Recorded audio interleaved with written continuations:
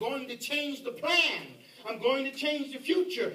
You know what you thought was of yesterday is not what you will think about tomorrow. What you fought yesterday is not what you will fight tomorrow. What you struggled with yesterday is not what you will struggle with tomorrow. For instance, yesterday I struggled in how am I going to live without that man, and tomorrow you struggle in how am I going to make it all by myself. See, you got to make it, you got to think different and act different. You got to leave 2013 and 2013 and take on 2014. Okay, so he says, don't look left or right. You got to go forward. We got to go straight. How's that song say? No, though none go with me, still I will follow. You got to pull up by your bootstraps and say, listen, either you coming, either you staying, either you're going left or you're going right, but I'm going forward because I'm tired of going into circle after season after season. I've got to go straight. I've got to go further. I've got to do something different. This book of the law shall not depart from your mouth, but you shall meditate in it day and night, that you may observe to do according to all that is written in it. For then you will make your way prosperous, and then you will have good success if you meditate on the Lord day and night. In other words, God is saying, look at the mistakes that have been made over the past 40 years. Look at the mistakes that have been made in 2013, and do not repeat them. And if you keep your nose to the grind, your face in my book, your ways shall be prosperous. Because what did I say? This is the year of growth. And the only way we're going to grow is if we stick our face in this word. Right. Have I not commanded you, be strong and of good courage? Man, that's like the third time God said that. Where are you taking me this year? What are we going to face that is so great, that is so big, that is so overwhelming? Let me tell you something. When these little kids got up here and sang this little song, you know what it reminded me? It reminded me when they taught me Father Abraham when I was 9 years old. You know what? When the first time I got arrested, I was 14 years old. They told me, son, you're not going home. You got to wait for the judge until Monday. I sat in that place by myself and I said, what did the word teach me? What did God teach me? What did the church teach me? And I couldn't remember, but I remembered that song that they taught me when I was 9, and I kept singing Father Abraham over and over and over again because it comforted my soul. It comforted my heart. It helped me get through a hard time. I'm not saying that these kids are ever going to see the inside of a jail, but they will see the inside of a storm. And when the storm comes, they got to say, what was that song that they taught me when I was 9? It got me through then. It will get me through this. So what we are going to be strong and courageous is not that it's something bigger or something meaner or something more difficult. It's just something new. I'm ready for something new. Let's see. For the Lord your God is with you wherever you go. And I'm going to stop there. Moses is the past. Joshua is the future. Moses is 2013. Joshua is 2014. The word that we are reading right now is the in-between. The hour coming close to midnight. Do you want to stay in the past and continue to circle the same mountain? Or do you want to go and fight for your future? Do you want to go and get your nose to the grind and start facing new devils and new demons and new levels? Then it's time for you to go. It's time for you to take one foot out of the past and put it in the future. Just because 2013 is on a calendar you will throw away does not mean that the devils that came along with it will not jump on your back and try to ride the new year with you.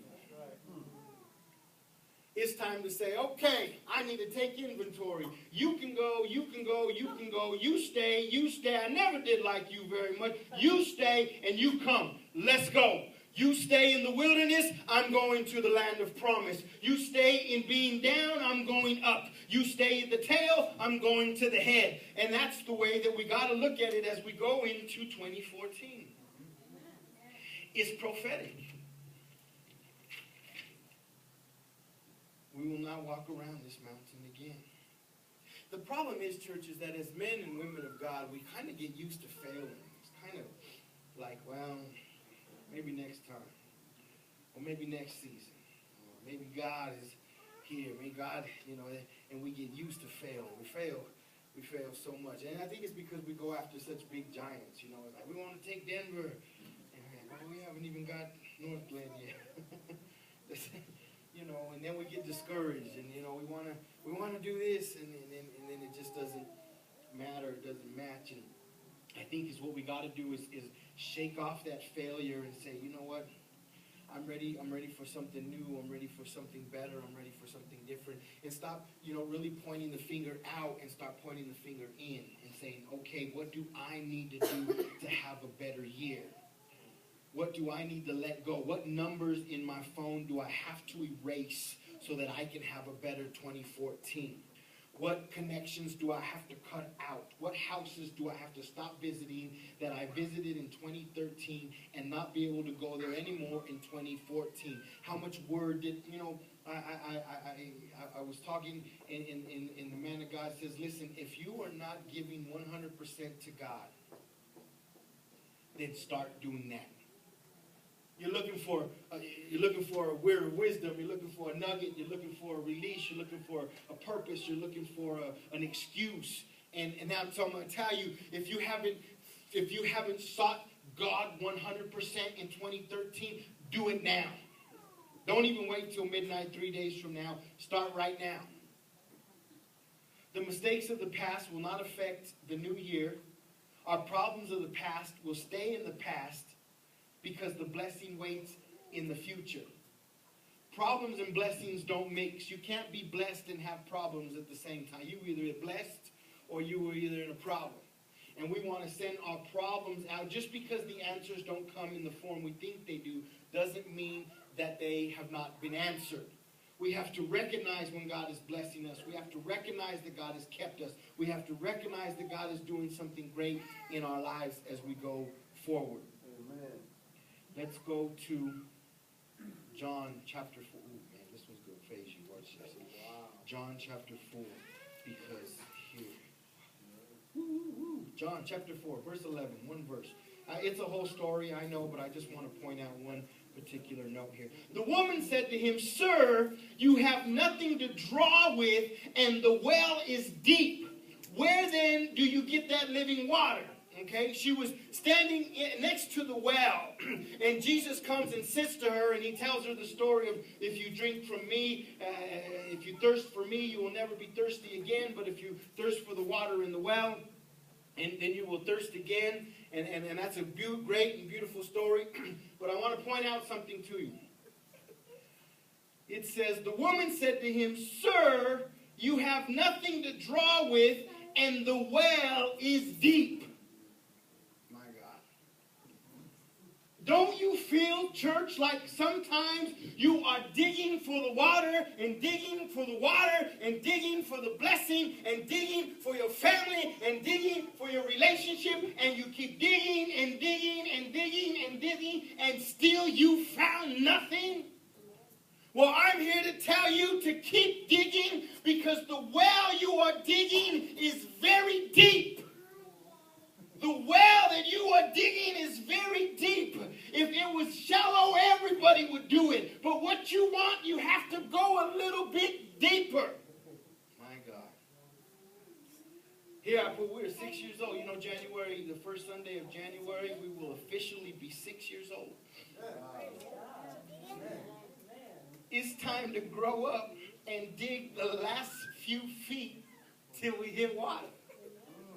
I feel like giving up in the last few feet. But man, isn't that just how we are? We fight 9 rounds and lay down in the tent. We just stay together for 20 years. Then the 21st year, we be like, I'm out of here. You know, you just do that one thing, and you do it all the time, and you do it every day. And then right before it pays off, right before it's worth it, right before the last corner of the yard gets turned and toiled, you'll be like, yeah. We have to continue digging the last few feet. We are going to hit water in 2014. If you have a pen and paper, write it down, because I am guaranteeing you, I am telling you, I am assuring you that you have been toiling, you have been laboring, you have been planting, you have been digging, and we are at the last few feet of water. But when I cried out to God, And I cried out on his name, and I asked him. God said, keep digging, because there's just a few feet left until you hit water. You just got a few feet left if you don't give up. If you don't stop or back up or tap out or roll out or bounce out or crawl out, if you don't do that and you keep digging and you hit that last little bit of water, that well will last generation after generation after generation. And one day they will say, that's the well that my great-great-grandfather dug, and I'm still drinking from it today. Because we close. Because we close. So let's jump over to Ezekiel. And let's see what Ezekiel says. Chapter 11. My God, we're almost there. The texture of the dirt changes. The moisture begins to seep up. It goes from being chalky and rocky to smooth and mushy. And you're like, I know there's water down here somewhere. I know that God's got me here for a purpose. I know that I'm supposed to wait. I know that I'm supposed to be here. What I say last week, that flight or fight, you know how in our body it says fight or flight. You get that adrenaline rush, and you either want to fight or you want to flight. But then you pray and say, Lord, should I fight or should I flight? And then God says, be still. Be still. I want to beat this well up, or I want to run away from this well. Be still. Finish what you started. Keep doing what you're doing. Keep praying like you're praying. Keep fasting like you're fasting. If I provided the vision, I will provide the provision. If I told you it will happen, because I am not a man that I should lie, but I am God, and every word that I speak is truth. Even if God tried to lie, when it came out, it would turn to the truth. If God came down and said, you know what, the sky is really red, you would look up and it would be red. God said, you know what, the green grass is really blue, you'd look down and there would be blue grass, because God does not lie. And if he said it, I believe it, because God told me keep digging. You're almost there. 2014 is your year. I promise you, because it's your turn. When is it my turn? I remember one time back in the day when my dad started fire starters and we was there in the basement, and some man came in. He said, we're growing by leaps and bounds, and we won 3 souls to the kingdom today, and we just got Promise Keepers to donate all these cassette tapes to us, and all this bread, and we got all this food, and not enough people. I got up and walked out. I said, I don't want to hear that. We in the basement. We meet in the basement. Are you serious right now? I don't, we'll get to that. I just want to build it. And you know what I said? I got to the back and I said, when's it going to be my turn? When you going to hear my story? My God. You ever talk to somebody that don't let you tell your story? They just want to tell their story. And I was this, and I was that, and then I did this, and I was that, and you just, and then it's over, and they got to go, and I didn't get to tell my story. I got a good story, man. It's got a peak and everything, and you know what I mean. I go out with a bang, boom. Here I am. I should be dead. I should be lost. I should be in prison. But you didn't hear. When's it gonna be my turn to tell my story about the well that I dug? Just because you hit water and everybody run around and be like, let's look at the water that they dug, and you're still digging dry. I said, hold on now. You're almost there, baby. You're almost there. I had to wait for midnight on 2013, because if I'd have given it to you too early, you'd mess it all up. I needed you to walk around the mountain a little bit so you could appreciate. You know, the only way they appreciated those new shoes is because they wore old shoes for 40 years. You can never appreciate something new unless you wore something old. Sometimes you were so used to wearing something old, you forget about what something new smelled like and feel like. I remember one time a guy shows up in a brand new car, shows up in the driveway, says, check it out. And he's telling me and my dad, check it out. I was just a kid, just a preteen, 12 or 13 years old. He says, son, remember the smell. This is what a new car smelled like. I said, I've been looking for that smell ever since. You must drive a new car. Come here. What is that? Is that a new car I smell? It's got to be a new car. That's not old car.